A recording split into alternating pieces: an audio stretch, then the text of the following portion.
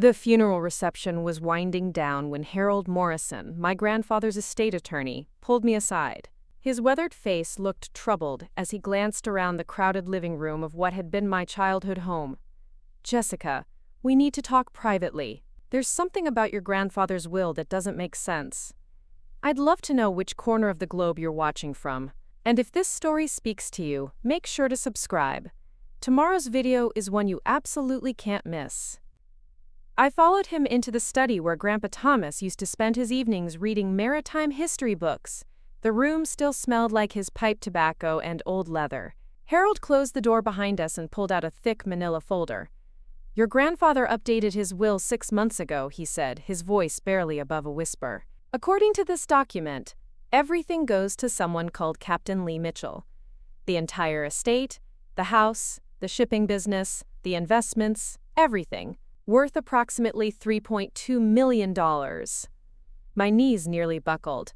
"That's impossible. Grandpa always told me I'd inherit the business. We talked about it last Christmas. He was teaching me the operations, showing me the books." Harold shook his head slowly. "That's what concerns me. I've been Thomas's attorney for 37 years. He never mentioned Captain Lee Mitchell to me, not once. And Jessica, there's something else." He paused, studying my face. "Your parents signed as witnesses to this new will." The room started spinning. Through the study window, I could see my parents, Margaret and David Chen, mingling with the other mourners. They looked perfectly composed, playing the part of grieving daughter and son-in-law. But they had signed away my inheritance to a complete stranger. "Who is Captain Lee Mitchell?" I asked, my voice cracking. "That's what I've been trying to figure out. There's no address listed, just a P.O. box in Portland. No phone number. No relationship to your grandfather mentioned in the documents." Harold pulled out another sheet of paper. "But here's what really bothers me. The signature on this will doesn't look quite right to me. I've seen your grandfather sign hundreds of documents over the years." I stared at the signature. It looked like Grandpa's handwriting, but something felt off. The T in Thomas was slightly different, more angular than usual. 3 hours earlier, I had been Thomas Chen's beloved granddaughter, heir to a successful maritime shipping company that had been in our family for 60 years. Now I was apparently nothing, cast aside for someone none of us had ever heard of. The worst part was the timing. Just 2 weeks ago, my parents had sat me down in this very room and delivered news that shattered my world. They told me I was adopted. Not only that, but they wanted me out of the house. "You're 28 years old, Jessica," my mother had said, her voice cold and clinical. "It's time you made your own way in the world. Your grandfather spoiled you, made you think you belonged in this business. But you're not really family." My father nodded in agreement. "We've supported you long enough. Thomas won't be around forever, and when he's gone, things are gonna change around here." At the time, I thought they were just being cruel. Grandpa Thomas had always been my champion, the one who believed in me when my parents saw me as a burden. He brought me into the shipping business, taught me everything about maritime logistics, introduced me to the captains and dock workers who'd known our family for decades. But now, staring at Harold's troubled expression, I realized my parents might have known something I didn't. "Harold, when exactly did my parents tell you about this will change?" I asked. He consulted his notes. "They called my office on March 15th. Said Thomas wanted to update his estate planning. They brought him in that same day. Said he was having one of his good days, mentally sharp and ready to make some important decisions." March 15th, the day after my parents kicked me out of the house. I'd been staying at my friend Rachel's apartment since then, working at the shipping office during the day and trying to figure out how to rebuild my relationship with the people who raised me. Grandpa had seemed confused about why I wasn't living at home anymore, but his memory had been spotty lately. The doctors said it was just normal aging, not dementia, but he definitely had good days and bad days. "Harold, I need to see the original will, the one where I inherited everything." He hesitated. "Jessica, I'm not sure that's appropriate. Your parents are the executors now." "My parents who signed as witnesses to a will that gives everything to a stranger?" I stood up, pacing to the window. "Harold, you've known me since I was 5 years old. You know how much that business meant to Grandpa and me. Does this feel right to you?" Through the glass, I watched my mother laughing with Mrs. Patterson from next door. She didn't look like a woman who'd just lost her father. She looked relieved. Harold sighed and pulled out another folder. The original will was very clear. You inherited the business and the house. Your parents got the life insurance policy and some personal items. Thomas was very specific about wanting you to carry on the maritime tradition. I compared the two documents. The difference was stark. In the original will, dated 18 months ago, my grandfather's love for me was evident in every carefully worded paragraph. He described me as the daughter of my heart, who understands the call of the sea and the responsibility of legacy. In the new will, I wasn't mentioned at all. It was as if I had never existed. Harold, what happens now? Legally, I have to proceed with probate based on the most recent will. But Jessica, if you have concerns about its validity, you have the right to contest it. Though I should warn you, contests are expensive and difficult to win. What about Captain Lee Mitchell? Shouldn't we at least try to contact him? Harold nodded. I sent a certified letter to the P.O. Box 3 days ago. No response yet. He paused, studying the documents again. Jessica, there's one more thing that bothers me. Your grandfather was very particular about nautical terminology. He always said ship captain or vessel captain, never just captain. It was a quirk of his, from all those years in the maritime business. But this will refer to Captain Lee Mitchell, the informal usage that would have made Grandpa cringe. I looked out the window again. The afternoon sun was casting long shadows across the garden, where Grandpa used to teach me to tie nautical knots. My parents were now standing with a man I didn't recognize, someone in an expensive suit who seemed to be taking notes. Harold, who is that man talking to my parents? He followed my gaze and his expression darkened. That's Vincent Kowalski. He's a real estate developer. Been trying to buy waterfront property in this area for years. Harold gathered up his papers quickly. Jessica, I think you should get copies of everything before you leave here today. As if sensing our conversation, my mother looked up toward the study window. Our eyes met for a moment, and I saw something in her expression I'd never seen before. Not grief, not sadness, but calculation. She whispered something to the developer, who glanced toward the window as well. That's when I knew with absolute certainty that something was very wrong. My grandfather hadn't just died, he'd been betrayed. And somehow, I was going to find out by whom. The question wasn't whether Captain Lee Mitchell existed. The question was who he really was, and why my parents were so eager to help him inherit everything that should have been mine. The next morning, I sat in Rachel's cramped kitchen, surrounded by copies of legal documents Harold had quietly slipped me the night before. My best friend since college poured coffee and studied my face with concern. Jess, you look terrible. Did you sleep at all? I hadn't. Every time I closed my eyes, I saw my parents' faces at the funeral reception, their careful expressions, when Vincent Kowalski whispered in their ears, Rachel, I need to get into Grandpa's house today, before my parents change the locks or start clearing things out. Is that legal? I mean, technically it's not yours anymore. It's not Captain Lee Mitchell's either, not until probate is complete.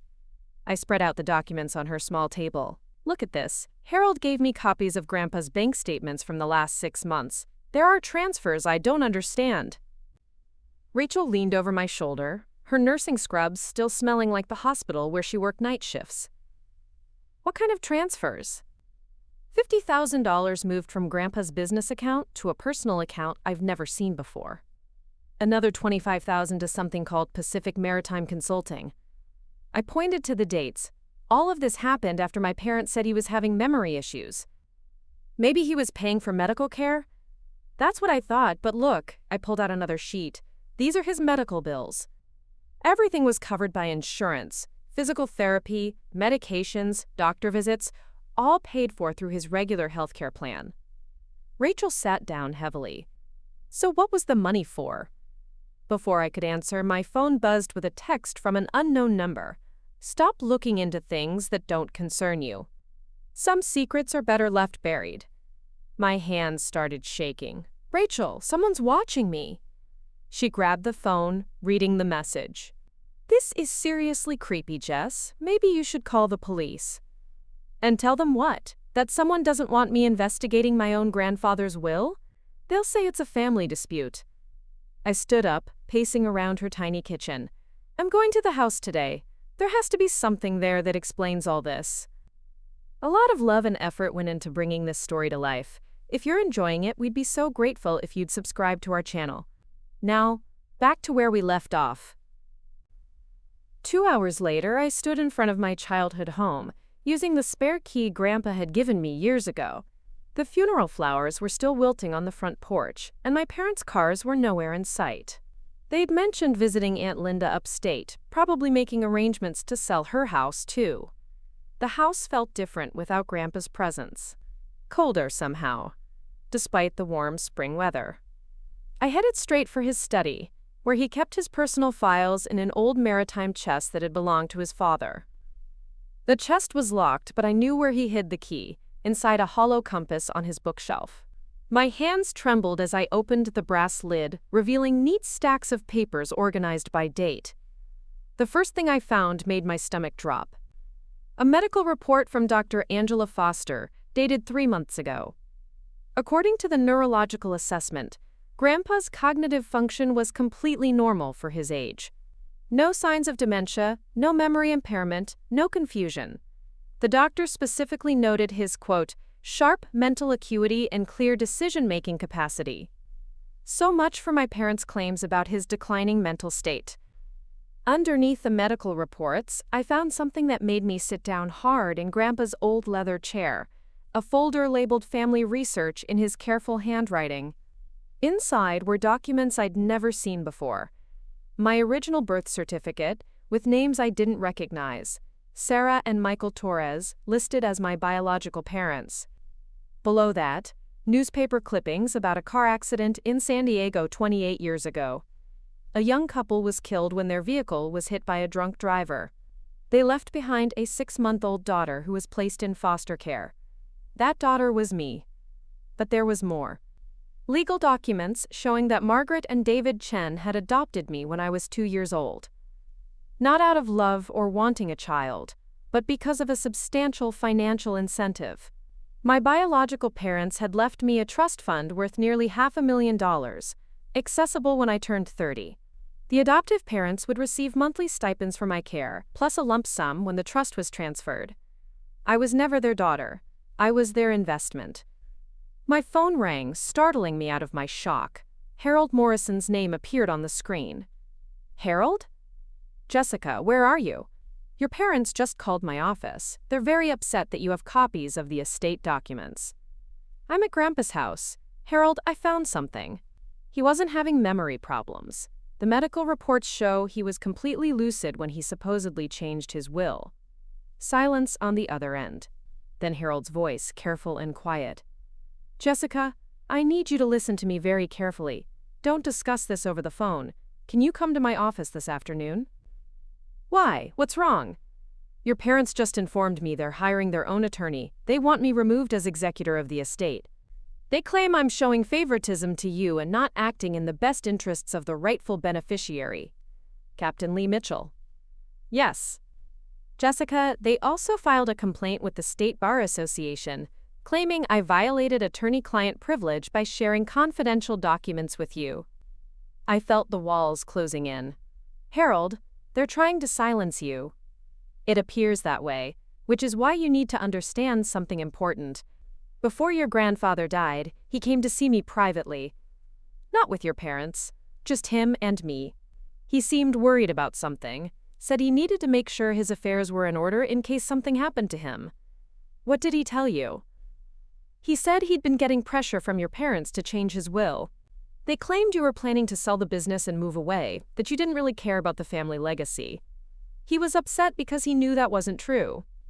I gripped the phone tighter. They were lying to him about me. That's what I believed. Your grandfather asked me to prepare a document that would prevent anyone from pressuring you to sell the business after his death. He wanted ironclad protections in place.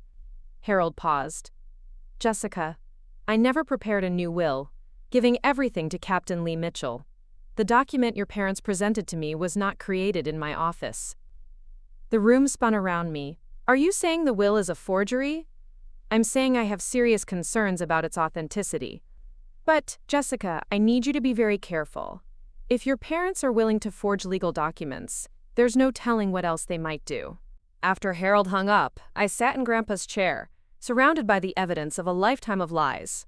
The trust fund documents explained why my parents had adopted me, but not why they were so eager to get rid of me now, unless…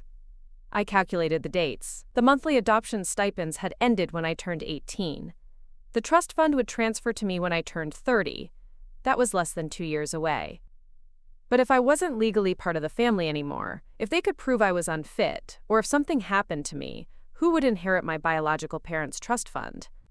I pulled out my phone and Googled Pacific Maritime Consulting, the company that had received $25,000 from Grandpa's account. The search results made my blood run cold. Pacific Maritime Consulting didn't exist. The business license was fake, registered to an address that turned out to be a vacant lot in Portland, the same city where Captain Lee Mitchell's P.O. box was located. My parents hadn't just forged Grandpa's will. They'd been stealing from him for months, funneling money through fake companies while they planned to eliminate me from the family entirely. And now they had 2 years to make sure I never lived to claim my biological parents' trust fund. The front door slammed shut downstairs, followed by my mother's voice calling out, "Jessica, we know you're here. Your car is in the driveway." I quickly gathered all the documents, stuffing them into my bag. There was a back staircase that led from Grandpa's study to the kitchen, but I could hear footsteps on the main stairs already.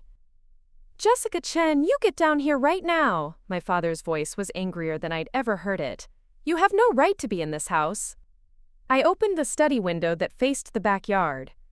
It was a 15-foot drop to the garden below, but the alternative was facing 2 people who had just revealed themselves capable of forgery, theft, and possibly worse. As I climbed out onto the window ledge, I heard my mother's voice from the hallway. "She's been in Thomas's study. Check what's missing." I dropped into Grandpa's rose bushes, thorns tearing at my clothes as I scrambled toward the back fence. Behind me, I could hear my parents searching the study, their voices rising in panic. "The medical reports are gone," my mother said. "What about the trust fund documents?" my father replied. "Those too. David, she knows everything." I made it to my car and drove away, my hands shaking so badly I could barely steer. In my rearview mirror, I saw my parents standing in the front yard watching me go. They weren't just trying to steal my inheritance anymore, they were trying to erase me completely. But I had the evidence now, and I was going to find out exactly who Captain Lee Mitchell really was, even if it killed me. I drove straight to the Portland waterfront, my mind racing with questions about the mysterious P.O. box address. The salty air and sounds of the harbor had always calmed me during childhood visits with Grandpa, but today everything felt ominous. Even the seagulls seemed to be watching me. The postal facility was located in a strip mall between a tackle shop and a seafood restaurant. Inside, rows of brass mailboxes lined the walls. Box 2847 was in the corner, and through the small glass window I could see it was stuffed with mail. "Excuse me," I said to the clerk behind the counter, a woman with graying hair and kind eyes. "I'm trying to reach someone who rents box 2847. Lee Mitchell?" She shook her head. "I can't give out information about our customers. Privacy policy." "It's about an inheritance. I'm trying to notify Mr. Mitchell that he's left money in a will." The clerk's expression softened slightly. "Honey, I've worked here for 12 years. Nobody named Lee Mitchell rents that box." My stomach dropped. "What do you mean?" "That box is rented to a woman, Patricia Williamson. Been coming in twice a week for about 6 months. Always pays in cash." She glanced around, then leaned closer. "Between you and me, she doesn't look like the type who'd go by Lee Mitchell. Real professional lady, expensive clothes, drives a black Mercedes." Patricia Williamson. The name meant nothing to me, but the timing was perfect. 6 months ago, right when my parents started pressuring Grandpa to change his will. "Can you describe her?" The clerk hesitated, then pulled out a small notebook. "Well, since you're trying to deliver inheritance news, she's about 50, blonde hair, always in a tight bun, carries one of those fancy leather briefcases, speaks with authority, like she's used to giving orders." My phone buzzed with a text message. "Rachel, your parents called looking for you. They sounded frantic. Where are you?" I quickly typed back, "Safe. Don't tell them anything."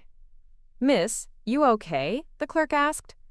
"Do you know when Patricia Williamson usually comes in?" "Tuesdays and Fridays, usually around noon. Today's Tuesday. She glanced at the clock. Should be here in about an hour. I thanked her and walked back to my car, parking where I could see the entrance but remain hidden.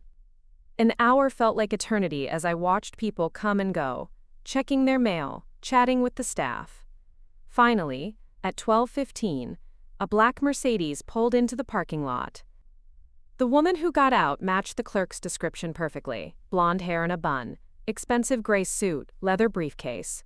But what made my heart stop was her face. I'd seen her before, in photos on my parents' Facebook page. This was Patricia Williamson, Margaret Chen's college roommate and longtime friend. I watched through my windshield as Patricia entered the postal facility. She moved with purpose, heading straight for box 2847. She collected the mail quickly, stuffing envelopes into her briefcase without examining them closely. The entire visit took less than 5 minutes. As she returned to her car, I made a split-second decision. I started my engine and followed her at a distance. Patricia drove through downtown Portland, eventually turning into the parking garage of a gleaming office building. The directory in the lobby listed dozens of businesses, but one name caught my attention: Williamson Legal Services, Suite 1205. I rode the elevator to the 12th floor, my heart pounding. The hallway was carpeted in deep burgundy, with brass nameplates beside each door. Suite 1205 had a frosted glass door with elegant lettering: Patricia Williamson, attorney at law, estate planning and probate specialist. An estate planning attorney. My parents' college friend was an estate planning attorney who had been collecting mail under the name Captain Lee Mitchell. I pressed my ear to the door and heard Patricia's voice on the phone. "No, David, I told you this would take time. The probate process can't be rushed without raising suspicions. Yes, I understand you're nervous, but everything is proceeding exactly as planned." David, my father's name. "The girl is becoming a problem," Patricia continued. "Harold Morrison is asking too many questions, and now she's got copies of documents. No, we can't just make her disappear. That would draw too much attention. We need to discredit her first." I fumbled for my phone, trying to start a voice recording app, but my hands were shaking too badly. I dropped the phone, and it clattered against the door. The conversation inside stopped abruptly. I scrambled to pick up my phone and hurried toward the emergency exit stairs, but Patricia's door opened before I could escape. "Can I help you?" Her voice was smooth, professional, but her eyes were calculating. "I'm looking for Suite 1210, I said, trying to keep my voice steady. "I think I got turned around." "That's the opposite direction." She pointed down the hall, never taking her eyes off my face. "Are you sure you're in the right building?" "Yes, thank you." I started walking toward the elevators, feeling her gaze boring into my back. Once safely in my car, I sat in the parking garage trying to process what I'd discovered. Patricia Williamson wasn't just collecting mail for the fictional Captain Lee Mitchell. She was Captain Lee Mitchell. My parents had recruited their old college friend to create a fake identity and steal Grandpa's inheritance. But why Patricia? What was in it for her? I Googled Patricia Williamson Attorney Portland on my phone. The search results were enlightening and disturbing. 3 months ago, the Oregon State Bar had initiated disciplinary proceedings against her for mishandling client funds. Several elderly clients had accused her of stealing from their estate accounts. The investigation was ongoing, but her law license was suspended pending the outcome. Patricia needed money, and she needed it fast. My parents had offered her a way to get it. My phone rang, an unknown number. "Hello? Jessica Chen?" The voice was male, unfamiliar. "Who is this?" "Someone who knew your grandfather well. Thomas talked about you all the time down at the marina, said you were the only one who understood the family business." "I don't understand. Who are you?" "Name's Captain Bob Rodriguez.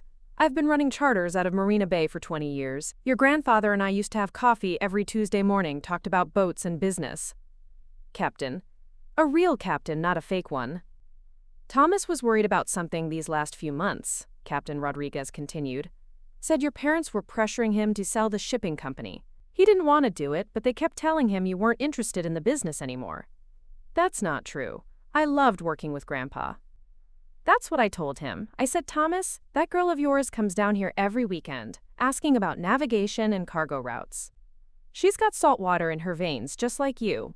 He paused. Thomas asked me to keep an eye on things if anything happened to him. Said he was going to make sure you got what was rightfully yours. Captain Rodriguez, did my grandfather ever mention someone named Lee Mitchell? Lee Mitchell? He was quiet for a moment. You know, that name sounds familiar. Not as a person, though. Wait a minute. Lee Mitchell. That was the name of a ship, wasn't it? One of the old vessels your grandfather used to tell stories about. My breath caught. What kind of stories? The Lee Mitchell was a merchant ship that went down in a storm back in the 1940s. Your great-grandfather lost a lot of money when it sank, almost bankrupted the family business. Thomas always said it was a cautionary tale about not putting all your eggs in one basket. The irony was sickening. My parents and Patricia had named their fake beneficiary after a ship that had nearly destroyed our family's business. Either they didn't know the significance, or they had a twisted sense of humor. Captain Rodriguez, I need to ask you something. Did my grandfather ever give you anything to hold for safekeeping? Documents or papers? Funny you should ask. About a month before he died, Thomas brought me a sealed envelope. Said if anything happened to him and you came asking questions, I should give it to you. It's locked up in my office safe. Can I come get it now? I'm at the marina. Slip 47, the boat named Second Chance. Jessica, be careful coming down here. Thomas mentioned he was worried about your parents finding out about our conversations. I drove to Marina Bay with my heart racing. The docks stretched out into the harbor, lined with boats of every size and description. I found Slip 47 easily. The Second Chance was a beautiful restored fishing boat with Captain Rodriguez waiting on deck. He was a weathered man in his 60s, with kind eyes and calloused hands. You look just like Thomas described. Same determined expression he got when he was figuring out a difficult shipping route. Captain Rodriguez led me into the boat's small cabin and opened a wall safe. Inside was a manila envelope with my name written in Grandpa's careful handwriting. He made me promise to give this only to you, not to your parents or anyone else claiming to represent the family. I opened the envelope with trembling hands. Inside was a single sheet of paper, a letter in Grandpa's handwriting. My dearest Jessica, if you're reading this, then my suspicions were correct and something has happened to me. I've discovered that Margaret and David have been planning to steal your inheritance and eliminate you from the family. They believe I don't know about the trust fund from your biological parents, but I've known since the day they adopted you. I've taken steps to protect you, but you'll need to be smart and careful. The real will is hidden where we used to practice tying knots when you were little. Patricia Williamson is helping them, but she's not as clever as she thinks. Her greed will be her downfall. Remember what I always taught you about navigation. When you're lost at sea, the stars will guide you home. Look for the North Star, Jessica. It will show you the way to the truth. All my love, Grandpa Thomas. Captain Rodriguez watched me read his grave expression. Jessica, your grandfather was a smart man. If he left you clues, they'll lead you to what you need. I looked up at him, tears streaming down my face. Captain Rodriguez, I think my parents killed him. I've been wondering the same thing. Thomas was healthy as a horse, then suddenly he had a heart attack. At his age, it's possible, but the timing, he shook his head. What are you going to do? I'm going to find that real will, and then I'm going to make sure Captain Lee Mitchell never inherits a penny of what belongs to my family. But first I had to figure out what Grandpa meant about the North Star and the place where we practiced tying knots. Because if I was right about my parents, I was running out of time to expose the truth. The clue about practicing knot tying hit me as I drove away from the marina. Grandpa's old boat shed behind the house, where he'd spent countless afternoons teaching me to tie bowlines and clove hitches. He'd always said that proper knot work was the foundation of seamanship, and we'd practice for hours using the rope suspended from the shed's rafters. But getting back to the property would be risky. My parents were already suspicious about my earlier visit, and they'd probably changed the locks by now. I needed a different approach. I called my cousin Danny, who lived 3 blocks away from the family home. We'd grown up together, though he'd always been closer to my parents than to Grandpa. Danny, it's Jessica. I need a favor. Jess, thank God you called. Your parents are going crazy looking for you. They said you stole some important papers from the house. I didn't steal anything. Those papers prove that Grandpa's will was forged. I took a deep breath. Danny, I need to get into the boat shed without my parents knowing. Can you help me? Silence on the other end. Then, Jessica, maybe you should just accept what's happened. I know you're upset about the inheritance, but fighting your parents won't bring Grandpa back. This isn't about money, Danny. It's about justice. They've been lying to all of us. Look, I don't want to get involved in family drama. But if you really need to get into that old shed, the back gate has been broken for months. The latch doesn't catch properly. After hanging up, I realized I needed backup. If I was right about my parents being capable of murder, going to the shed alone was stupid. I called Captain Rodriguez. I need to get back onto the property tonight, I explained. If something happens to me, at least someone will know where I went. Jessica, this is getting dangerous. Maybe it's time to call the police. With what evidence? A suspicious will and a fake P.O. box? They'll say it's a family dispute. I pulled into a coffee shop parking lot to think. Captain Rodriguez, what if I could prove the will was forged? Would that be enough? Depends on how you prove it. Document forgery is a serious crime, but you'd need expert analysis. That gave me an idea. What if we could get Patricia Williamson to admit what she did, on recording? That's extremely risky. Everything about this situation is risky. But Grandpa left me those clues for a reason. I need to find that real will first, then figure out how to expose them. As darkness fell, I parked 2 streets away from my childhood home and walked through the neighborhood, where I'd learned to ride a bicycle and sell Girl Scout cookies. Everything looked the same, but I felt like a stranger creeping through the shadows. The back gate was indeed broken, just as Danny had said. I slipped into the yard, staying low behind Grandpa's prized rose bushes. The boat shed was dark, but I could see a faint light in the main house's kitchen window. The shed door was padlocked, but Grandpa had taught me years ago that the window on the north side had a loose latch. I pushed it open carefully, wincing at the squeak of old hinges. Inside, moonlight filtered through dusty windows, illuminating the familiar space where Grandpa had stored his maritime collection. Model ships lined the shelves, and coils of rope hung from wooden pegs. In the center of the room stood the practice post, where we'd tied hundreds of knots together. Look for the North Star, I whispered, remembering Grandpa's letter. I searched the ceiling, looking for anything that might represent a star or navigation aid. Then I saw it. Carved into the wooden beam directly above the practice post was a small compass rose, with the North Star position marked by a tiny brass nail. I'd seen it thousands of times but never paid attention to its significance. I pulled over a stepladder and climbed up to examine the beam more closely. The brass nail wasn't just decorative. It was the head of a screw holding a small wooden panel in place. Behind the panel was a hollow space, and inside that space was a waterproof container. My hands shook as I opened it. Inside was a document that made my heart race. Thomas Chen's real last will and testament, dated just 1 week before his death. This version was completely different from the forgery Patricia had created. According to the real will, I inherited everything as originally planned. But there was more. Grandpa had added specific provisions protecting the inheritance from, quote, fraudulent claims or forged documents.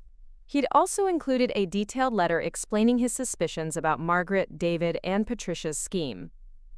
Most importantly, he'd arranged for the will to be witnessed by Dr. Angela Foster and Captain Bob Rodriguez, 2 people my parents didn't know existed in his life. The document was completely legitimate, properly notarized, and impossible to contest. But there was something else in the container that made me gasp, a small digital recorder with a note attached. Jessica, I recorded my last conversation with Margaret and David. They confessed everything when they thought I was too medicated to remember. Press play. I plugged in earbuds and listened to the recording with growing horror. My parents' voices were clear as they discussed their plan. The old man is getting suspicious, my father said. We need to move faster. Patricia has the fake will ready, my mother replied. But we have to make sure Jessica doesn't inherit anything from her biological parents either. That trust fund could complicate things. What do you suggest? An accident. Something that looks natural, maybe a car crash or a boating accident. She spends enough time at the marina. My grandfather's weak voice interrupted. You're talking about murdering my granddaughter. She's not your granddaughter, Thomas. She's not even our real daughter. She's just a meal ticket that's about to expire. You're both monsters, Grandpa whispered. We're practical, my mother said coldly. Your shipping business is worth millions. The girls' trust fund is worth $500,000. That money should stay in the family. The real family. The recording continued with more horrifying details about their plans. They'd been slowly poisoning Grandpa with medication that would eventually cause heart failure. They'd arranged for Patricia to handle the estate so they could funnel money through fake companies. And they were planning to eliminate me before my 30th birthday. I was so absorbed in listening that I didn't hear the shed door open behind me. Well, little Jessica is playing detective. I spun around to find my father standing in the doorway, holding a baseball bat. Behind him, my mother held a flashlight. Looking for something? My mother asked, her voice sickeningly sweet. I clutched the container with the real will and recording. I found what Grandpa left for me. Did you now? My father stepped closer. That's unfortunate. We really hoped you'd just accept the situation and move on with your life. You killed him. It wasn't a question. We helped him transition peacefully, my mother said. His heart was already weak. We just accelerated the process. And now you're planning to kill me too. My parents exchanged glances. Accidents happen, Jessica, especially to young women who break into other people's property at night. That's when I played my trump card. I held up my phone, showing them the recording app that had been running the entire time. Smile, I said. You're being recorded, and this audio file is automatically backing up to cloud storage. My father's face went white. Delete that, now. Too late. It's already uploaded, and I've programmed it to automatically send it to the police if I don't check in every hour. It was a bluff. I hadn't had time to set up anything that sophisticated. But my parents didn't know that. You're lying, my mother said, but uncertainty crept into her voice. Am I? You want to test that theory? I backed toward the window I'd entered through. Here's what's going to happen. I'm walking out of here with Grandpa's real will and the evidence of your crimes. Tomorrow morning, I'm going to the police, the FBI, and every news station in the city. Jessica, wait, my father lowered the bat. Maybe we can work something out. Split the inheritance. You get the house, we get the business. I don't negotiate with murderers. I climbed through the window and ran toward the back gate, my parents shouting behind me. But I had what I needed now. The real will, the recorded confession and proof of their conspiracy with Patricia Williamson. As I reached my car, I called Captain Rodriguez. It's Jessica. I found everything. The real will, recordings, all of it. But my parents know I have the evidence now. Where are you? Driving to the police station. Captain Rodriguez, if something happens to me, make sure this evidence gets to the authorities. I quickly told him about the cloud backup bluff and where I'd hidden copies of everything. Jessica, be very careful. Desperate people do desperate things. As I drove through the dark streets toward downtown, I noticed headlights following me. My parents weren't giving up without a fight. But neither was I. Grandpa had given me everything I needed to destroy their conspiracy. Now I just had to survive long enough to use it. The strategic counterattack was about to begin, and this time I held all the cards. The police station parking lot was nearly empty at 11:30 p.m. I sat in my car for a moment, gathering courage before walking into what would either be my salvation or the beginning of an even more dangerous game. The headlights that had been following me had disappeared 3 blocks back, but I knew my parents weren't giving up. Detective Sarah Mitchell sat across from me in a sterile interview room, her expression skeptical as I laid out my evidence. The irony of her last name wasn't lost on me. Another Mitchell, but this one was real. Let me make sure I understand this correctly, Detective Mitchell said, reviewing the documents I'd given her. You're alleging that your adoptive parents forged your grandfather's will, hired an attorney to create a fake identity, embezzled money from his accounts, and murdered him? Yes, and they're planning to kill me next. She picked up the digital recorder. This confession you mentioned, can we listen to it? I pressed play, and my grandfather's voice filled the small room, followed by my parents' cold discussion of murder and money. Detective Mitchell's expression grew more serious with each passing minute. This is disturbing, she admitted when the recording ended.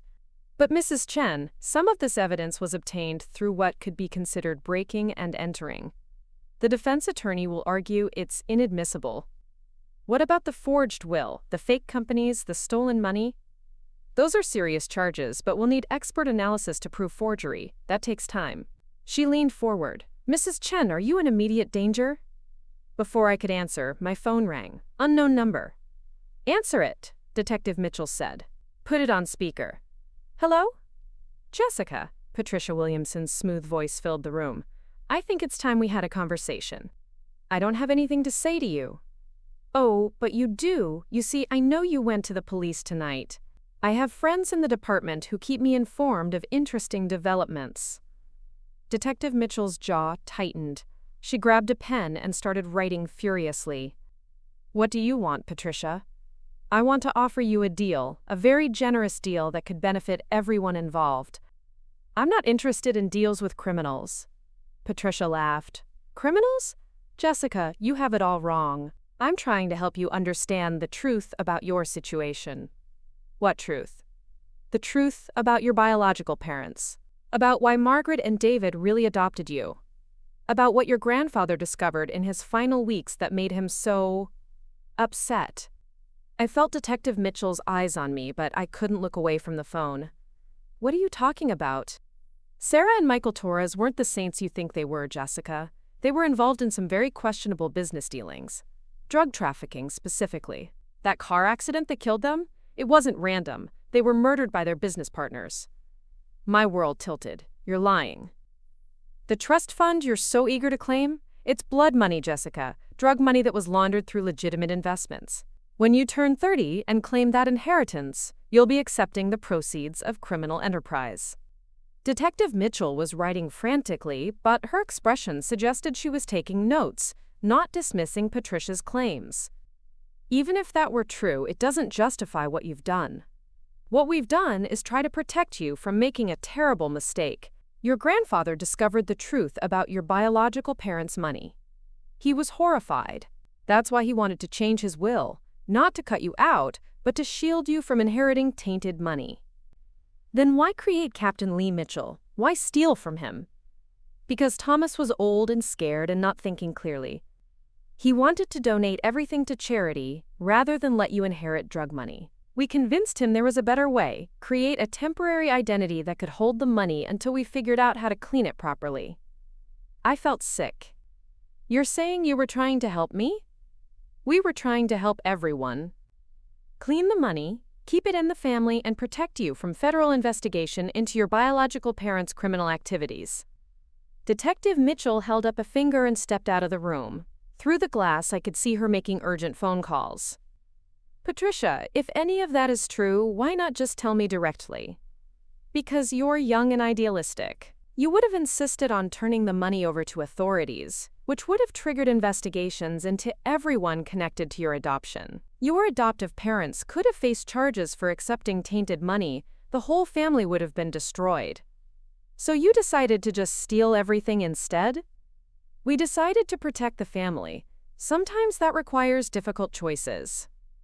Detective Mitchell returned to the room, her expression grim. She gestured for me to keep Patricia talking. What about Grandpa's death? Did you protect him too? Silence on the line. Then, Thomas's heart condition was real, Jessica. The stress of discovering your biological parents' criminal history, combined with his age and medication interactions, caused his death naturally. That's not what I heard on the recording. What you heard was Margaret and David venting their frustrations. Sometimes people say things they don't mean when they're under pressure. They talked about poisoning him. They talked about making sure he took his prescribed medications. Thomas had a tendency to skip doses when he felt better. Sometimes families have to be insistent about medical compliance. I realized Patricia was too smart to admit to murder over the phone, especially with me in a police station. But she was confirming other aspects of the conspiracy. Patricia, what do you want from me right now? I want you to walk away, tonight. Take some money for your immediate needs and start a new life somewhere else. Let the estate settle quietly. In a few years, when everything has calmed down, we can revisit your situation. And if I don't? Then you'll force us to reveal the truth about your biological parents. The federal investigation will destroy everyone you care about. Captain Rodriguez, Harold Morrison, even your friend Rachel. Anyone who helped you will be scrutinized. Their lives will be ruined because of your stubbornness." Detective Mitchell slid a note across the table. "Keep her talking. Federal agents are en route."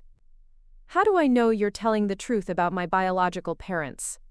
"Because I have their FBI files, Jessica. Sarah and Michael Torres were under investigation for money laundering and drug trafficking when they died. The accident was a hit, ordered by a cartel they'd cheated.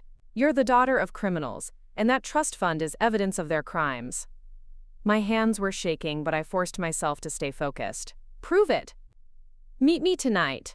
Bring the documents you took from Thomas's shed. I'll show you everything. Your parents' criminal records, the federal investigation files, the cartel connections. Then you can make an informed decision about whether you really want to claim that inheritance." "Where?" "The marina. Slip 23, the boat called New Beginnings.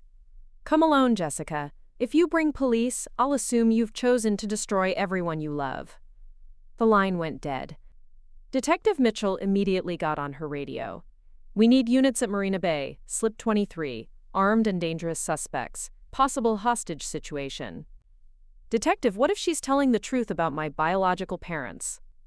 "Then we'll deal with that after we arrest the people who forged documents and embezzled money. Even if Patricia's story is true, their methods were illegal."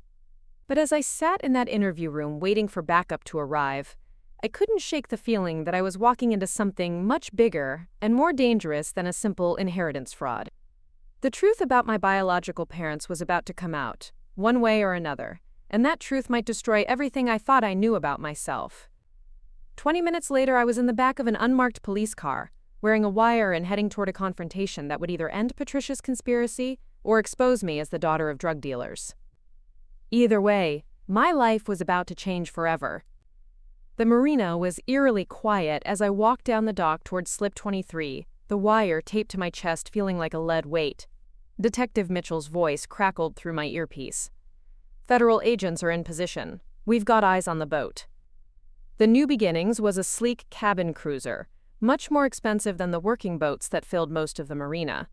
Patricia stood on the deck wearing all black, a briefcase at her feet. But she wasn't alone. My parents emerged from the cabin behind her. "Hello, Jessica," my mother said, her voice eerily calm. "Thank you for coming." "The police know where I am," I said, hoping my voice sounded steadier than I felt. "We're counting on it," my father replied. "They're about to learn some very interesting things about their star witness." Patricia opened her briefcase and pulled out a thick folder. "These are the FBI files on Sarah and Michael Torres, your real parents." She handed me photographs that made my stomach drop. Crime scene photos, surveillance images, documents with DEA letterheads. My biological parents looked young and happy in some pictures, but others showed them meeting with known drug dealers. "Operation Coastal Storm," Patricia explained. "A joint DEA-FBI investigation into cocaine trafficking along the West Coast. Your parents were money launderers for the Ramirez cartel. They cleaned approximately $15 million over 3 years." I stared at a surveillance photo of my biological mother counting stacks of cash. This could be fake. "Call Agent Diana Reeves at the Portland FBI office," my father said. "Extension 4721. Ask her about the Torres investigation." My earpiece crackled. Detective Mitchell's voice. "Jessica, we're running the information now. Federal databases are confirming elements of their story." Patricia pulled out another document. "Your trust fund wasn't set up by loving parents planning for their daughter's future. It was an insurance policy created by criminals who knew they might not survive their business dealings. Even if that's true, it doesn't justify what you did to Grandpa. What we did," my mother said, "was to spare you from becoming a target.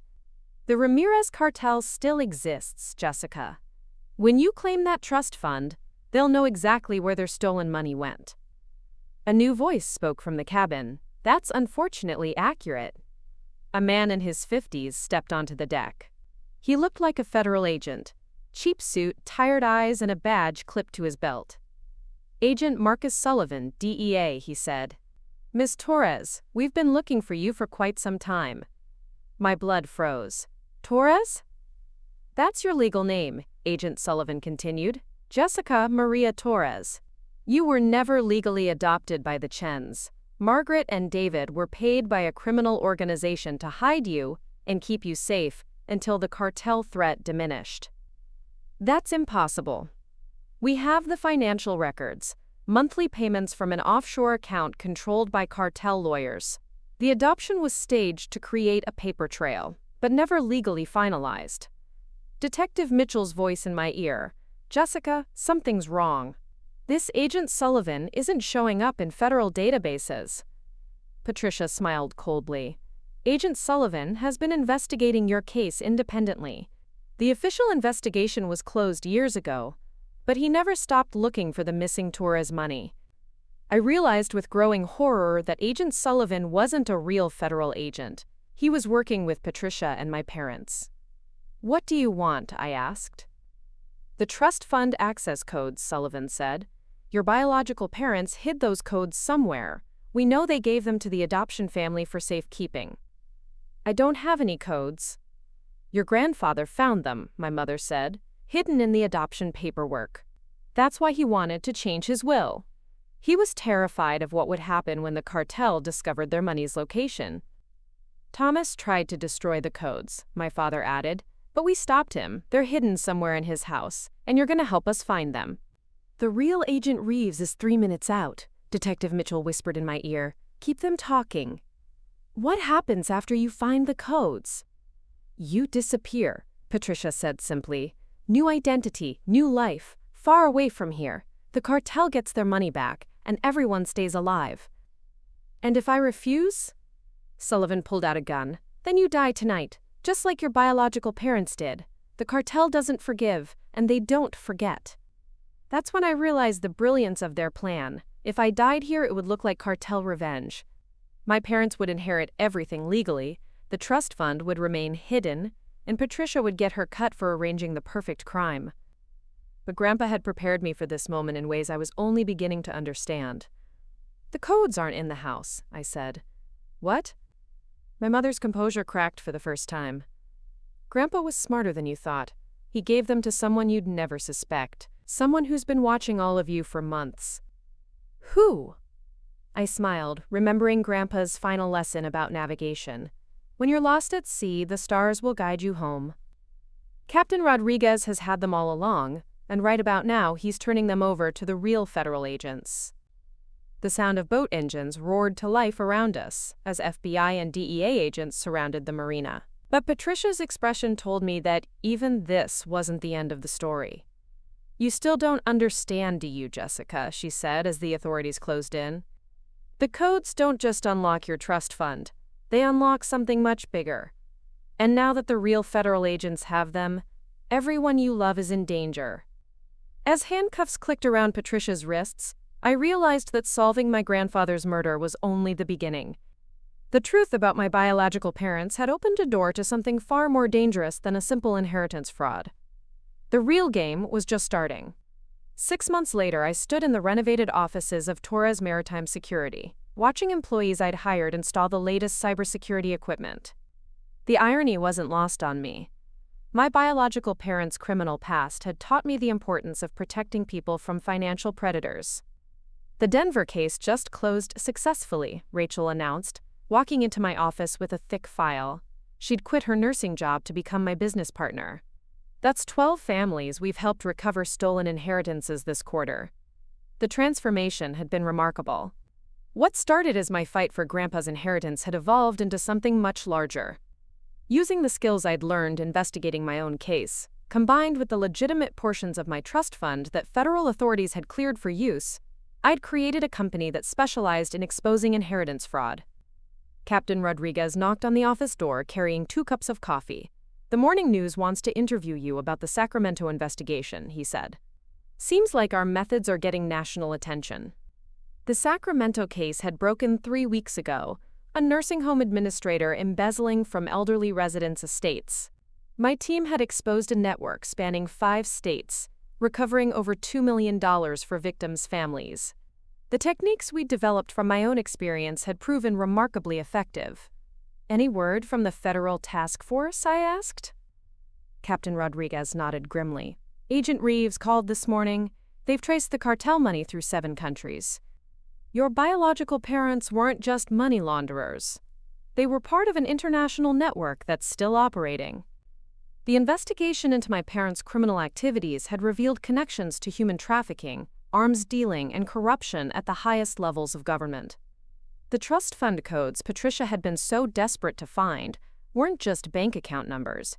They were keys to a massive criminal database that could bring down dozens of powerful people. "Are we still in danger?" Rachel asked.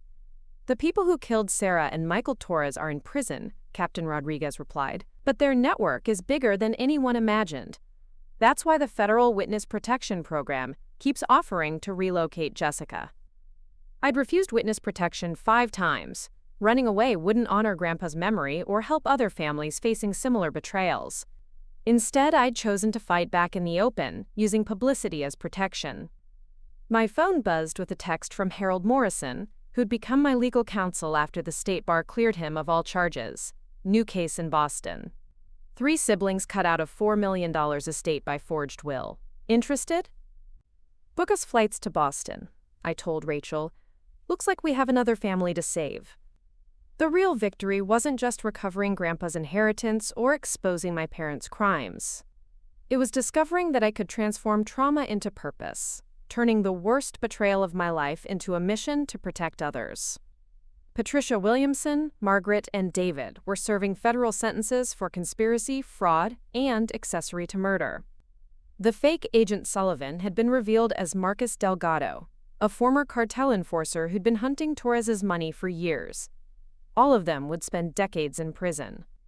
But their crimes had inadvertently created something powerful, a network of investigators, attorneys, and survivors who refused to let inheritance predators destroy families with impunity. "You know what Grandpa would say about all this?" Captain Rodriguez said, looking around our bustling office. "What's that?" "He'd say you've learned the most important lesson of navigation. Sometimes the storm that knocks you off course is exactly what you need to find your true destination." As I watched our team prepare for another case, I realized he was right. My parents had told me to get out, thinking they were destroying my future. Instead, they'd freed me to discover who I really was. Not Jessica Chen, the adopted granddaughter, or Jessica Torres, the criminal's daughter, but Jessica Chen Torres, the woman who turned betrayal into justice. The estate attorney had said everything went to Captain Lee Mitchell. He was wrong. Everything had gone to Captain Jessica, and I was using it to make sure no family would suffer what mine had endured. Some legacies are inherited, others are earned. Mine was built from the ashes of lies, and it was stronger than any trust fund or will could ever be. Looking for more? We've got 2 amazing stories ready for you right on screen. If this one touched you, these are absolutely worth your time. Click to watch them now. And hey, subscribe and hit that bell to never miss our latest uploads.